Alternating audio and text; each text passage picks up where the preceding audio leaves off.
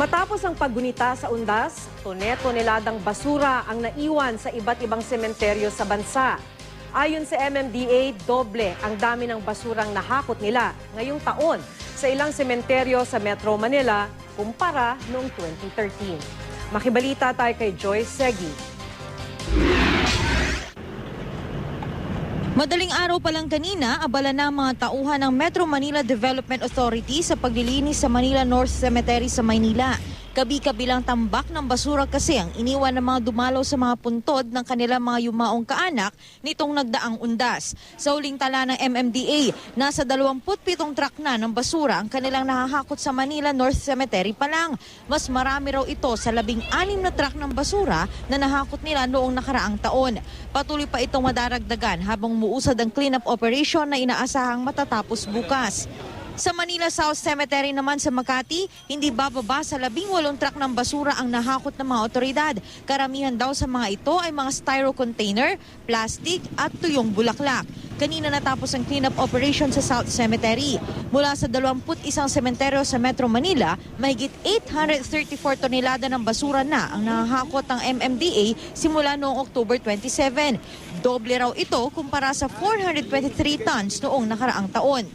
Katulong po namin yung mga pamahalaan lokal doon muna sa mga temporary landfill tapos papunta po yan ng Rizal. Pero meron pong mga nauuna na nag-recycle din. Sa Kidapawan City, malaking problema rin ang santambak na basurang naiwan pagkatapos ng undas.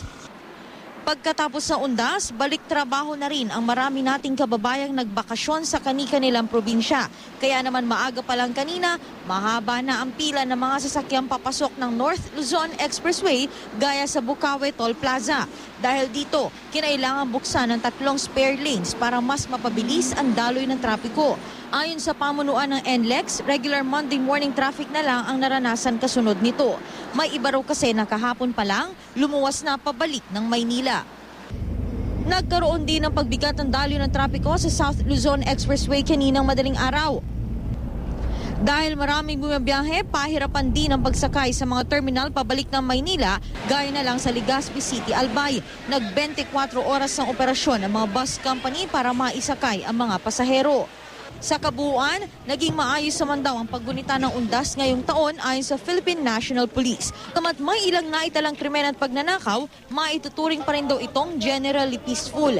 Total nga report ng National Operations Center, meron tayong 20 bladed weapons na nakumpiska.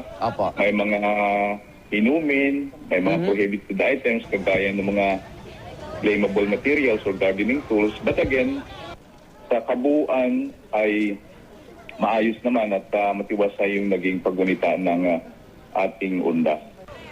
Pero kahit tapos ang undas, naka-full alert pa rin daw ang pulisya. Gaya sa Cebu City, lalo tuloy-tuloy pa rin ang dagsa ng mga biyahero.